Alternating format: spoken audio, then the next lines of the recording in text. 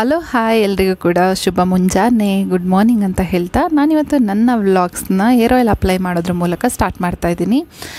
ನಾನಿವತ್ತು coconut hair ಆಯಿಲ್ನ apply ಮಾಡ್ತಾಯಿದ್ದೀನಿ. ನೀವು ಅದೇ ಹಚ್ಚಬೇಕು ಇದೇ ಹಚ್ಚಬೇಕು ಅಂತ ಏನೂ ಇಲ್ಲ. ನಿಮಗೆ ಯಾವುದು ಈಸಿ ಗೋಯಿಂಗ್ ಅಂತ ಅನಿಸುತ್ತೋ, ನಿಮಗೆ ಚಿಕ್ಕದ್ರಿಂದ ಹಚ್ಚಿ ಯಾವುದು ಅಭ್ಯಾಸ ಇದೆಯೋ, ನಿಮಗೆ ಯಾವುದು ಕಂಫರ್ಟಬಲ್ ಅನಿಸುತ್ತೋ ಅದೇ ಹೇರ್ ಆಯಿಲ್ನ ನೀವು ಅಪ್ಲೈ ಮಾಡ್ಬೋದು. ಸಮ್ಟೈಮ್ಸ್ ನಾನು ಸ್ವಲ್ಪ ಗಿಡಮೂಲಿಕೆ ಬೇರು ಅದು ಇದು ಎಲ್ಲ ಹಾಕಿ ಬೇಯಿಸ್ಕೊಟ್ಟಿರುವಂಥ ಒಂದು ಆಯಿಲ್ನ ಹಾಕ್ತೀನಿ. ಸಮ್ಟೈಮ್ಸ್ ಪ್ಲೇನ್ ಹೇರ್ ಆಯಿಲ್ನ ಕೂಡ ನಾನು ಅಪ್ಲೈ ಮಾಡ್ತೀನಿ. ಸೊ ನನ್ನ ಮೂಡ್ಗೆ ಅನುಗುಣವಾಗಿ ನಾನು ಅಪ್ಲೈ ಮಾಡ್ತೀನಿ. ಬಟ್ ಪ್ರತಿ ಸಲ ಏನು ಮಾಡ್ತೀನಿ ಅಂತ ಹೇಳಿದರೆ, ನಾನು ಹೇರ್ ಆಯಿಲ್ ಅಪ್ಲೈ ಮಾಡೋಕ್ಕೂ ಮುಂಚೆ ಈ ರೀತಿಯಾಗಿ ಡಿಟ್ಯಾಂಗಲ್ ಮಾಡ್ಕೊಳ್ತೀನಿ. ಸೊ ಇದು ತುಂಬಾ ಇಂಪಾರ್ಟೆಂಟು. ಯಾಕಂತ ಹೇಳಿದ್ರೆ ನಂದು ಸ್ವಲ್ಪ ತಿಕ್ಕ ಹೇರ್ ಇರೋದ್ರಿಂದಾಗಿ ಅಪ್ಲೈ ಮಾಡಿ ಆದ ನಂತರ, ಅಂದರೆ ಹೇರ್ ಆಯಿಲ್ ಅಪ್ಲೈ ಮಾಡಿ ಆದ ನಂತರ ನನಗೆ ಕೂಮ್ ಮಾಡೋಕ್ಕಾಗಲ್ಲ ಅಂಟಿಲ್ ನಾನು ತಲೆಗೆ ಸ್ನಾನ ಮಾಡ್ಕೊಂಡು ಬರೋವರೆಗೂ. ಸೊ ಹಾಗಾಗಿ ನಾನು ಫಸ್ಟೇ ಡಿಟ್ಯಾಂಗಲ್ ಮಾಡ್ಕೊಳ್ತೀನಿ. ಆವಾಗ ಸ್ವಲ್ಪ ಏರ್ ಫಾಲು ಕಡಿಮೆ ಇರುತ್ತೆ, ಆಯಿಲ್ ಅಪ್ಲೈ ಮಾಡೋದಕ್ಕೆ ತುಂಬಾ ಈಸಿಯಾಗಿರುತ್ತೆ.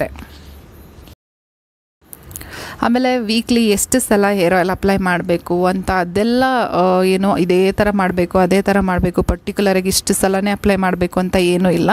ನಾನು ಮೋಸ್ಟ್ಲಿ ವೀಕ್ಲಿ ಒಂದೇ ಸಲ ತಲೆಗೆ ಸ್ನಾನ ಮಾಡೋದು, ವೀಕ್ಲಿ ಒಂದೇ ಸಲ ಹೇರ್ ಆಯಿಲ್ ಅಪ್ಲೈ ಮಾಡೋದು. ಬಟ್ ಆ್ಯಕ್ಚುಲಿ ಒಂದು 2 ಟೈಮ್ಸ್ ಆದರೂ ಹಾಕಬೇಕು. ನನಗೆ ಅಷ್ಟು ಟೈಮ್ ಇರೋದಿಲ್ಲ, ಮತ್ತು ನಂದು ಸ್ವಲ್ಪ ಲೆಂದಿ ಹೇರ್ ಮತ್ತು ತಿಕ್ ಹೇರ್ ಆಗಿರೋದ್ರಿಂದಾಗಿ ನನಗೆ ತುಂಬ ಕಷ್ಟ ಆಗುತ್ತೆ. ಹಾಗಾಗಿ ಸಂಡೇ ಆದರೆ ಜಾಸ್ತಿ ಟೈಮ್ ಇರೋದ್ರಿಂದಾಗಿ ಈ ಥರ ಮಾಡ್ಕೊಳ್ತೀನಿ.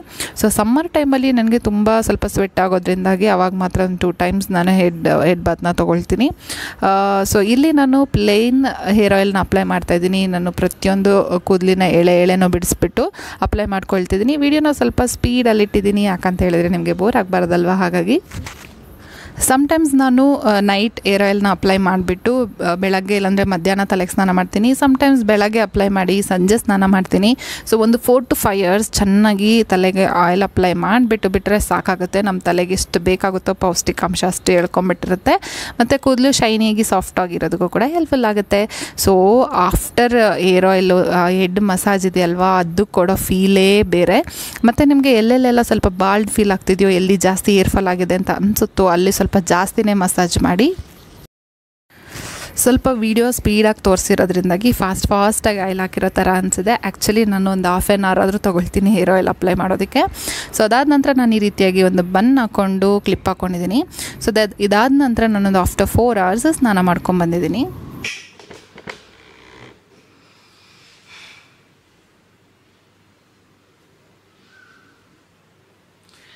ಇವಾಗ ಸ್ನಾನ ಎಲ್ಲ ಮುಗಿಸ್ಕೊಂಡ್ಬಂದಿದ್ದೀನಿ. ಸೊ ಹೇರ್ ವಾಶ್ ಎಲ್ಲ ಮಾಡ್ಕೊಂಡ್ಬಂದಿದ್ದೀನಿ.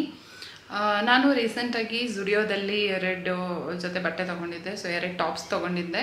ಸೂಪರ್ ಕ್ಯೂಟ್ ಆಗಿರುವಂಥ ಜುಡಿಯೋ ಕಲೆಕ್ಷನ್ಸ್ ಬಂದಿದೆ. ಬಟ್ ಇವಾಗ ಕಂಪ್ಯಾರಿಟಿವ್ಲಿ ಸ್ವಲ್ಪ ಪ್ರೈಸ್ ಜಾಸ್ತಿ ಆಗಿದೆ, ಬಟ್ ಕ್ವಾಲಿಟಿ ವೈಸ್ ಸ್ವಲ್ಪ ಇಂಪ್ರೂವ್ ಆಗಿದೆ. ಸೊ ಆ 2 ಟಾಪ್ಸ್ನ ನಾನು ಇವಾಗ ನಿಮಗೆ ತೋರಿಸ್ತೀನಿ.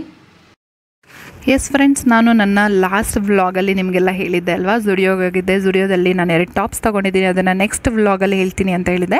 ಸೊ ಆ 2 ಟಾಪಲ್ಲಿ ಒಂದು ಟಾಪ್ ಬಂದುಬಿಟ್ಟು ಇದೇನೆ, ಸೂಪರ್ ಅಂದರೆ ಸೂಪರ್ ಕ್ಯೂಟ್ ಆಗಿರುವಂಥ ವೈಟ್ ಕಲರ್ ಟೀ ಶರ್ಟ್ ಥರದ ಒಂದು ಟಾಪ್.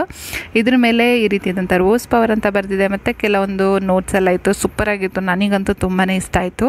ಸೊ ಈ ವಿಡಿಯೋ ಎಂಡಲ್ಲಿ ನಾನು ಇದು ಮೈಗೆ ಹಾಕಿದಾಗ, ಅಂದರೆ ಇದನ್ನು ನಾವು ವೇರ್ ಮಾಡಿದಾಗ ಹೇಗೆ ಕಾಣಿಸುತ್ತೆ ಅನ್ನೋದನ್ನು ತೋರಿಸ್ತೀನಿ. ಇನ್ನು ಇದಕ್ಕೆ ಪ್ರೈಸ್ ಎಷ್ಟು ಅಂತ ಕೇಳೋದಾದರೆ 350 ಅಂತ ಅಂದ್ಕೊತೀನಿ. 349 ಏನೋ ಆಯಿತು ನನಗೆ. ಸೊ ನನಗಂತೂ ತುಂಬಾ ಇಷ್ಟ ಆಯಿತು. ಬಟ್ ಒಂದೇನಂತ ಹೇಳಿದರೆ, ಜುಡಿಯೋದಲ್ಲಿ ವಿಶಾಲ್ ಮಾರ್ಟಲ್ಲೆಲ್ಲ ನಿಮಗೆ ಸೈಜ್ ಕರೆಕ್ಟಾಗಿರೋ ಸಿಗೋಲ್ಲ, ಸ್ಟ್ಯಾಂಡರ್ಡ್ ಸೈಜ್ ಸಿಗೋಲ್ಲ. ಸೊ ನೀವು ಐದರ್ 1 or 2 ಸೈಜ್ ಬಿಗ್ಗರ್ ತೊಗೋಬೇಕಾಗುತ್ತೆ. ಅದಾದ ನಂತರ ಈ ಥರದ ಒಂದು black and white and maroon printed ಇರುವಂಥ ಅಂದರೆ ಸೂಪರ್ ಕ್ಯೂಟ್ ಆಗಿರುವಂಥ ಒಂದು ಟಾಪ್. ನನಗಂತೂ ತುಂಬಾ ಇಷ್ಟ ಆಯಿತು ಇದು. ನಾನು ತುಂಬ ಲಾಂಗ್ ಟೈಮಿಂದ ಈ ಥರದೊಂದು ಪ್ರಿಂಟೆಡ್ ಟಾಪ್ ತೊಗೋಬೇಕು ಅಂತ ಹೇಳಿಬಿಟ್ಟು ವೆಯ್ಟ್ ಮಾಡ್ತಾನೆ ಇದ್ದೆ. ಆನ್ಲೈನಲ್ಲೆಲ್ಲ ತುಂಬಾ ಕಾಸ್ಟ್ಲಿ ಇತ್ತು. ಸೊ ಫೈನಲಿ ನಾನು ಈ ಕಲೆಕ್ಷನ್ಸ್ನ ನೋಡ್ತಿದ್ದಂಗೆ ಫಸ್ಟ್ ಪಿಕ್ ಮಾಡ್ಕೊಂಬಿಟ್ಟೆ. ಇದರಲ್ಲಿ ನಾನು ತೊಗೊಂಡಿರುವಂಥ ಸೈಜ್ ಏನಂತ ಹೇಳಿದ್ರೆ, 2 ಟಾಪು ಕೂಡ ನಾನು XL ಸೈಜಲ್ಲಿ ತೊಗೊಂಡಿದ್ದೀನಿ. ಸೊ ಇದು ಸ್ಟ್ಯಾಂಡರ್ಡ್ ಸೈಜ್ ಅಲ್ಲ. ಸೊ ನಂದು ನಾರ್ಮಲ್ ಸೈಜ್ ಬಂದುಬಿಟ್ಟು L ಇರುತ್ತೆ. ಬಟ್ ನಾನು ಜುಡಿಯೋದಲ್ಲಿ ಏನಾದರೂ ತೊಗೊಳೋದಾದರೆ ಒಂದು ಸೈಜ್ ಯಾವಾಗಲೂ ನಾರ್ಮಲಾಗಿ ಜಾಸ್ತಿ ತೊಗೊಳ್ತೀನಿ, ಇಲ್ಲ ಅಂತ ಹೇಳಿದ್ರೆ ನನಗೆ ಆಗಲ್ಲ ಕರೆಕ್ಟಾಗಿ. ಹಾಗಾಗಿ ಸೊ ನೀವು ನೋಡ್ತಾ ಇದ್ದೀರಲ್ಲ, ಪ್ರಿಂಟ್ ಎಷ್ಟು ಕ್ಯೂಟ್ ಆಗಿದೆ ಅಲ್ವಾ. ಈ ಥರದ ಪ್ರಿಂಟ್ ನಮಗೆ ಸಿಗೋದೇ ಇಲ್ಲ ಎಲ್ಲೋದ್ರೂ ಕೂಡ. ತುಂಬಾ ರೇರ್ ಕಲೆಕ್ಷನ್ಸ್ ಅಂತ ಹೇಳ್ಬೋದು. ಇನ್ನು ಈ ಪರ್ಟಿಕ್ಯುಲರ್ ಟಾಪ್ಗೆ ಪ್ರೈಸ್ ಎಷ್ಟಾಯಿತು ಅಂತ ಹೇಳೋದಾದರೆ 399 ಅಂತ ಅಂದ್ಕೊಳ್ತೀನಿ. ಸೊ ಟೋಟಲಾಗಿ 2 ಸೇರಿ ನನಗೆ ತುಂಬಾ ಕಡಿಮೆಗೆ ಸಿಕ್ತು. ಹಾಗೆ ನನಗೆ ಹೇಗೆ ಬೇಕೋ ಹಾಗೆ ಇದೆ. ಸೊ ಈಗ ಈ 2 ಟಾಪನ್ನು ಕೂಡ ನಾನು ವೇರ್ ಮಾಡಿಬಿಟ್ಟು ತೋರಿಸ್ತೀನಿ, ನನಗೆ ಹೇಗೆ ಕಾಣಿಸುತ್ತೆ ಅಂತ ಹೇಳ್ಬಿಟ್ಟು ಕಮೆಂಟ್ ಮಾಡಿ.